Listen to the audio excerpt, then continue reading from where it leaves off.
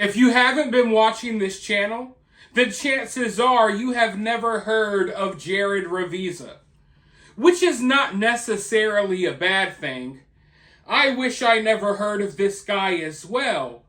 But when you realize the actual reason why you've never heard of this guy, you may be outraged. You see, Jared went on a violent shanking spree, like something straight out of a horror movie, like something that you would usually see on the front page of every newspaper. But the reason Jared's story isn't really getting out there is because of how Jared identifies. You see, Jared Revisa used to be like a normal kind of dude.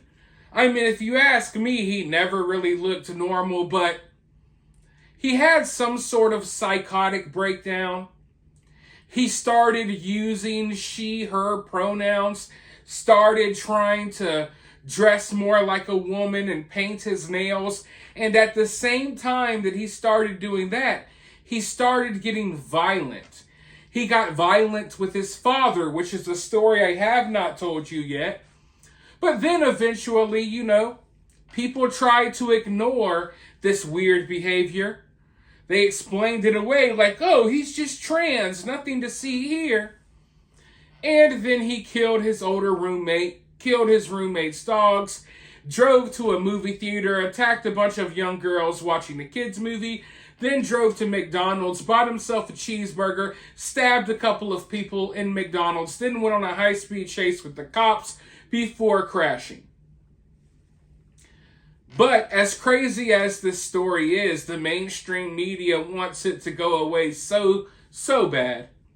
However, I've managed to obtain some of the police dispatch audio from the day that he went on this crazy rampage. So without further ado, let's go ahead and listen to that, and then I'll be right back with more thoughts. Myself and 1550 are en route to the McDonald's in Plymouth rest area. We have a report of a male with multiple knives in the McDonald's.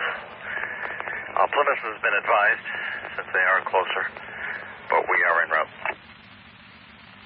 Now on D Patrol 1, Plymouth EMS says they're not going to start until we have somebody on scene to make sure that it's secure for the paramedics. We don't have a location on the assailant at this time. The only description is a white male, long blonde hair with a scratch on his face. No vehicle description, no clothing description at this time. The victim has a stab wound on his arm. Again, the victim is in the back office of the McDonald's. They do not have a location on the assailant at this time. I have a caller on the line right now that witnessed the stabbing. She said the vehicle is behind her right now on Route 3 southbound. The vehicle is described as a black Porsche bearing Mass Reg 3 Delta Mike Romeo 26. 3 southbound approaching the old exit 2. Okay, sir, and she described the suspect of that stabbing in that vehicle? Based on her description, it looks like the RO of the vehicle. Parisi. White male, long blonde hair, and he's wearing a baseball hat. Parisi, Station DD2, D7 area patrol.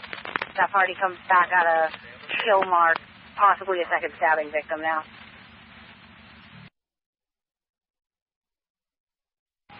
Caller reports she just passed mile marker 3.8, and the black Porsche is directly behind her. Just past 2.8.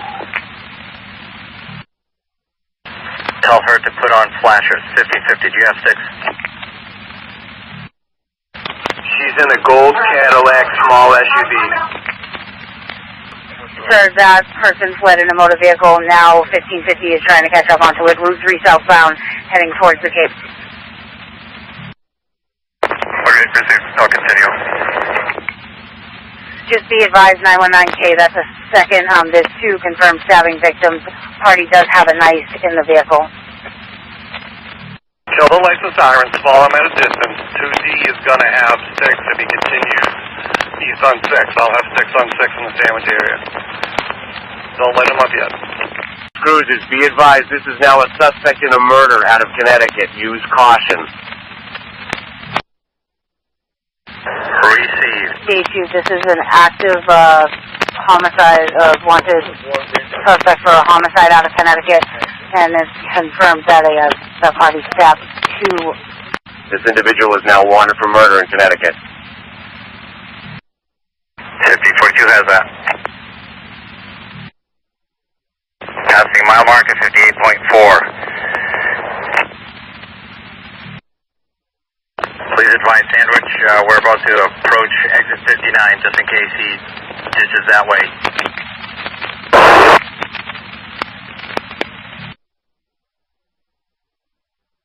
Matt, this is going to be a homicide suspect out of Connecticut, possibly used the same weapon at the Plymouth McDonald's on those other 2 stab victims. Okay, you are authorized to engage the homicide suspect. Received. When clear, we're going to... 5, they might have just crashed out. All stations, duty crew response, Salt Kettle Lane to Stewart Road for a car fire. PD on scene. And that vehicle is in custody, Captain. Weston, do we have him in custody? We have him in custody. They can stand down. Thank you. Received. This probably won't surprise you, but now that this audio is out there are people online upset that the cops were referring to Jared as a he, as a man, using he, him pronouns. Because Jared wanted to use she, her pronouns. And no matter how heinous the crimes are that Jared committed, we have to respect Jared's pronouns, or else you'll be being disrespectful to all of these other people with this pronoun or that pronoun. And that's what's wrong with society now. The fact that anyone would be concerned about this weird dude's pronouns in a moment after he just killed someone, killed some dogs, tried to kill a bunch of young girls, and then tried to kill some McDonald's employees.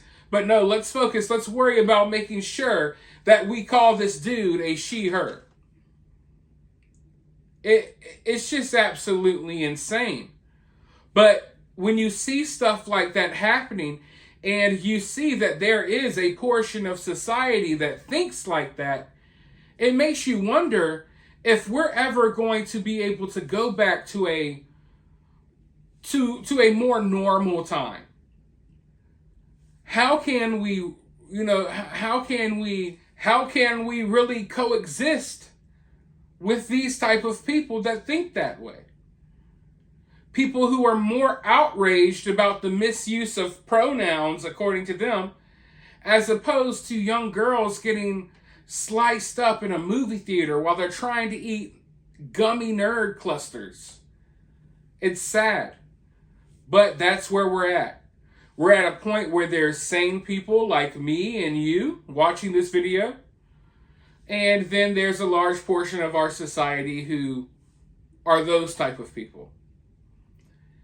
And when you really sit here and think about it, how can we make sure that things don't get worse? How can we go back to a time before there were dudes pretending to be women attacking young girls at the movie theater and preying on young girls in the girls' bathrooms? How do we go back to a day before that when we're sitting here next to a bunch of people that think this way, who are more concerned about pronouns as opposed to the violent crimes that these ladyboys are committing every single day, every time you turn on the news? But with that being said, I'm sure I'll be talking more about this case in the future. For now, let me know your thoughts about it down in the comments below. While you're down there, hit that thumbs up, hit that subscribe, ring that notification bell, and I'll talk to you all soon in the next one.